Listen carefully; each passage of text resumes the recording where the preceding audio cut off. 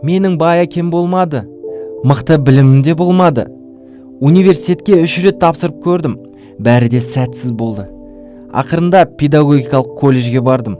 Ол қаладағы 3-ші немесе тіпті 4-ші санаттағы колледж болатын. Мен Гарвардқа 10 рет өтініш бердім. 10 ретте маған жоқ деген жауап келді. Олар мені көргісі келмеді. Мен жұмысқа тұруға 30 рет өтініш бердім. Мені 30 ретте қабылдамады. Мен полицияға да бардым. Олар сен біз үшін әлсізсің деді. KFC Қытайға келгенде менің қалама да келді. Оған 24 адам жұмысқа тұруға өтініш берді. 23 адамды қабылдады. Жалғыз мені ғана қабылдамады. Полицияға барғанда 5 адам еді. 4-еуін қабылдады, жалғыз ғана менен бас тартты. Мен сияқтылар, мен өте кедей отбасында дүниеге келдім. Керемет білім алған емеспін. Мен түсіне бастадым. Ақша жоқ, технология жоқ, артында сенетін адамым жоқ, бай көкем немесе танысым жоқ. Ол кезде өте қиын болды. Менің қатты көңілім түсетін. Сосын мен университетте сабақ бердім. Менің жалақым айына $10 болды. Оңай болған жоқ. Бірақ мен бір нәрсеге сенетін, алдыда мені бір нәрсе күтіп тұрғанын сезінетін. Және мен өзімді дәлелдеу үшін көп жұмыс істеуім керек деп шештім. Бұл қиын іс болды. Мен өзімді ақылды деп санаған емеспін. Адамдар, сен ақылдысың дейді. Сенің көзқарасың ерекше дейді. 1994 жылға дейін интернет келмей тұрып, бәрі мүлдем басқаша етін. Мен тек жұмыс тапқым келетін. Өйткені менде жұмыс болған жоқ. Сондықтан мен жұмысты өзім жасаймын деп шештім. Менің табысқа жететініме ешкім сенбеді. Бәрі айтты. Бұл жігіт басқаша ойлайды, ессіз ойлайды. Бұныкі ешқашан жұмыс істемейді. Біз 30 немесе 40-тан астам венчурлық капиталистермен сөйлестік. Бәрі бұл істі таста деді. Осылайша біз 18 салымшыдан 50 мың ақш долларын жинадық және біз бастадық. Көптеген адамдар Алибабаны қорқынышты модельдейді. Негізін салушы да қорқынышты адам дейді. Олар дұрыс айтады. Мен 100% Made in China'мын. Мен ағылшын тілін өз бетімше үйреніп алдым. Мен компьютерде программалауды да өзім үйреткім келді. Шыны керек, бұның қалай жұмыс істейтінін әлі де түсіне алмадым. Бірақ бұл маңызды емес. Мен бұл үлкен іс болады деп ойладым, бірақ қазіргідей үлкен іс болады деген түсіме де кірмеген. Айтатыным бір ғана нәрсе. Біз бизнестен 3 жыл бойы $1 да пайда алмадық. Бірақ мен өз ісіме тек оптимизммен қарадым.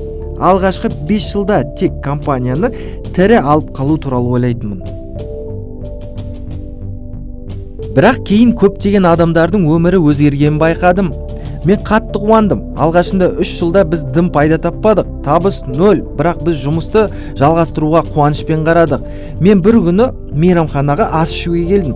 Шотты төлейін деп жатқанда мейрамхана иесі сіздің шотыңызды біреу төлеп қойды және сізге шағын хат қалдырды деді. Ол хатта: "Хей мырза, мен Алибабаның тұтынушысымын. Мен көп ақша таптым және сіздің ақша таппайтыныңызды білемін. Сол үшін сіздің шотыңызды төлеп беруге рұқсат етіңіз" деп жазыпты. Мені бүгін уайымдататын нәрсе, көптеген жастар үмітін үзеді, көре білу қабілетін жоғалтуда. Бетіңе жоқ дегенді есту оңай емес. Біз де күйзелісте болдық. Біз ешқашан бас тартпайтын жалғыз нәрсе күресті жалғастыру. Біз өзімізді кемелдендіруді жалғастырамыз. Біз табысты болдық немесе табысты болмадық деп шағымданбаймыз. Егер олар қателессе, жұмысты тастай салады. Шағымданатын адам алысқа бармайды. Егер біреу тек өзіне фокус жасаса, мен нені дұрыс жасадым, нені дұрыс жасамадым деп ойланса, онда бұл жігіттен үміт бар. Сондықтан мен өзіме және жастарға айтатын: 20 жасқа дейін жақсы студент бол.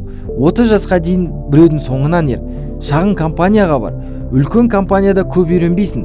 Жай ғана үлкен бір машиненің бөлшегі боласың.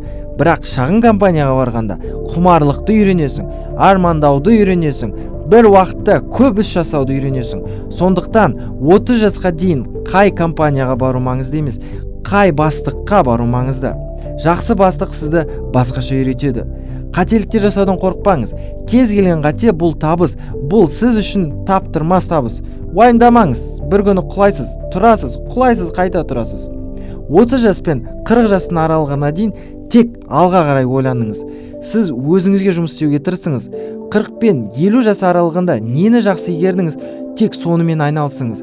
Өзіңізге жаңа аймаққа кіруге тырыспаңыз. Тым кеш болады. Сіз табысты болмайсыз демеймін, қанша өмір сүретініңіз белгісіз.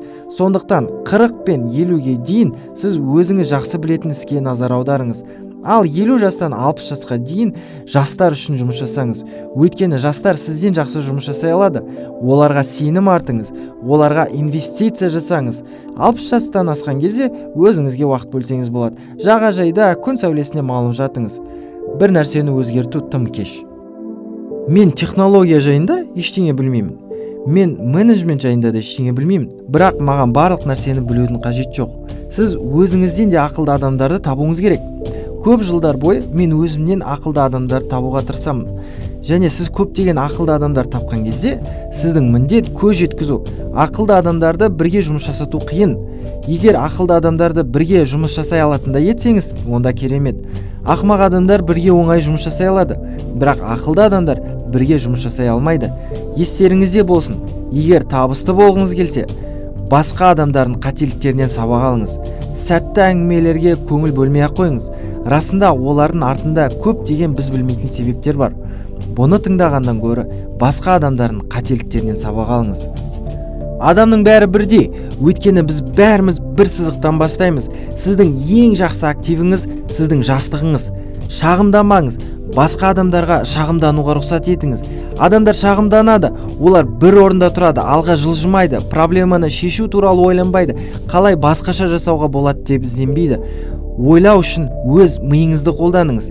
Мен жастарды көп көрдім, оларға әр кеш сайын керемет идеялар келеді, бірақ таңертең олар қайтадан кеңсе табалдырығын аттайды. Қимыл жасаңыз, әрекет етіңіз және бір нәрсені көздеңіз. Сізге бергім келетін соңғы кеңес көп еңбек етіңіз.